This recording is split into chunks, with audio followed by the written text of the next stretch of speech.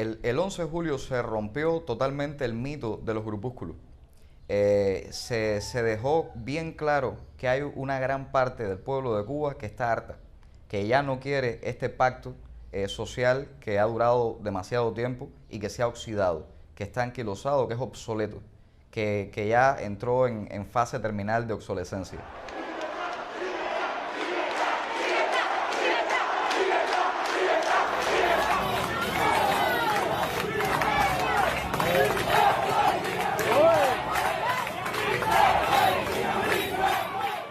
Primero nos pareció una protesta muy legítima, muy digna, porque estaba pacíficamente, estaban tomando las calles de modo pacífico. Y cuando cortaron el internet sí nos preocupamos, dijimos, bueno, va a haber represión contra los manifestantes de San Antonio. Y nos parecía un acto absoluto de cobardía quedarnos en un sofá viendo lo que podía ocurrir, un fratricidio entre cubanos. Así que dijimos, tenemos que ir, tenemos que salir, ¿para dónde vamos? Y decidimos que el ICRT era el lugar adecuado, en primer lugar porque es la institución que se encarga de la comunicación hacia el país. Y la idea era llegar hasta el ICRT, un grupo de jóvenes en modo pacífico, y pedir 15 minutos de derecho a réplica. 15 minutos para decir nuestra versión como parte del pueblo de qué era lo que estaba generando esas protestas. Para evitar todo eso desde la visión y desde la voz de un grupo de jóvenes que quiere cambios en el país, pero que quiere esos cambios por la vía sin sangre, por una vía pacífica, por una vía de consenso.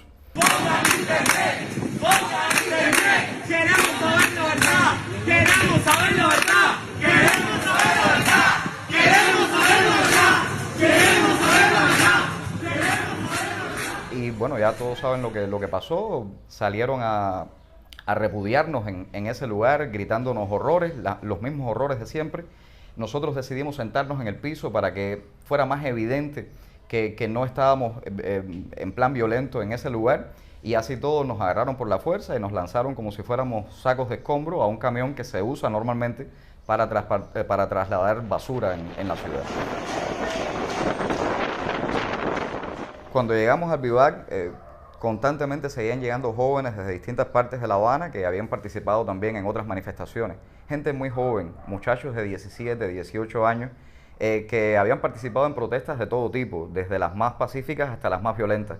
Un muchacho, por ejemplo, que lo agarraron solo por estar cantando Patria y Vida en la calle. Otros muchachos que sí son de barrios un poco más marginales y estaban comportándose más, digamos, en fin, pero déjame ver qué palabra encuentro para no ser despectivos, con un sector de la sociedad que ha sido resultado de estos años de revolución, porque esos sectores marginales, esos barrios donde los jóvenes no tienen demasiadas alternativas, donde se reúnen entre ellos con punzones y cuchillos, eso es un resultado de una sociedad que lleva 60, un grupo que lleva 60 años en el poder de esa sociedad y que ha generado precisamente toda esa marginalidad.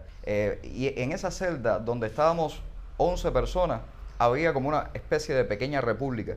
Habíamos personas de todo signo político, de todos los colores, habían religiosos, habían gay, o sea, de todo. Sin embargo, en esas 24 horas que estuvimos detenidos en aquella celda, pudimos llegar a consensos. Pudimos hablar de historia, pudimos hablar de Martí. Era muy interesante ver a aquellos muchachos, los famosos duraquitos de los repas, de barrios muy marginales, escuchando hablar sobre Félix Varela, enterándose de que Colón había pensado que Cuba era Zipango cuando llegó a nuestras tierras, y nos decían, hemos aprendido más en estas horas en una cárcel que en todos los estudios que tuvimos en secundaria y en el pre.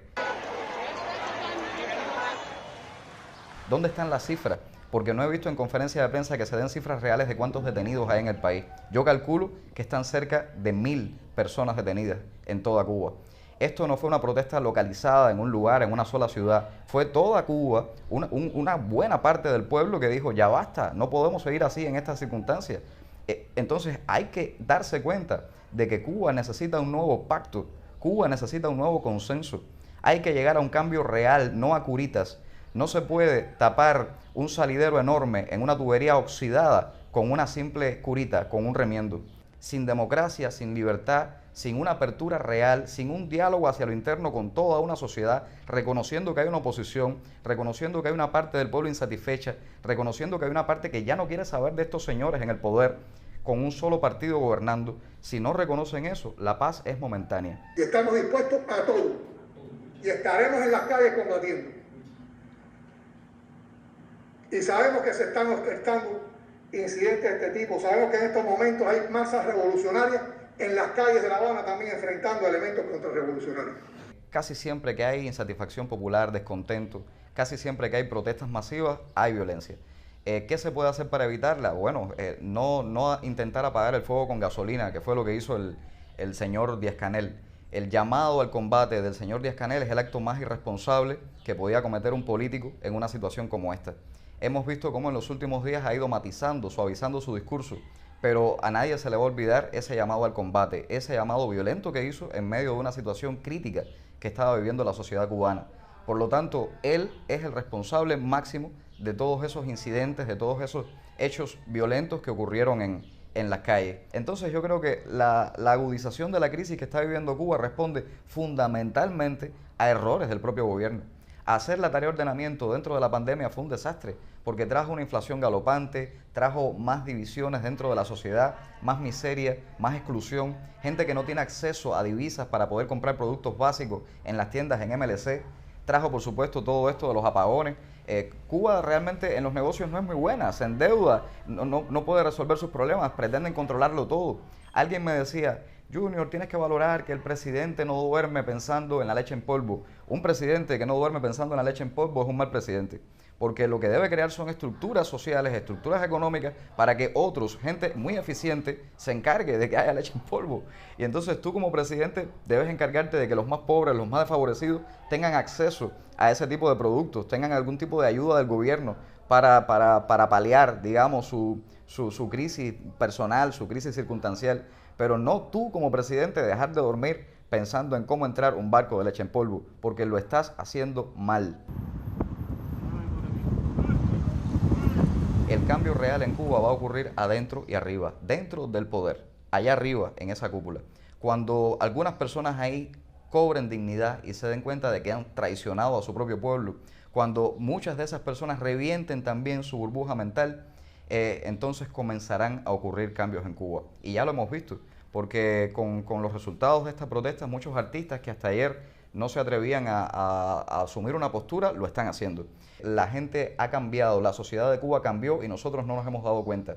¿Cómo hacemos dignamente para responder como cubanos en una situación como esta? Yo creo que la solución de Cuba está en acabar de reventar todas esas burbujas mentales que no nos dejan entender que Cuba cambió y que Cuba ahora mismo es otro país.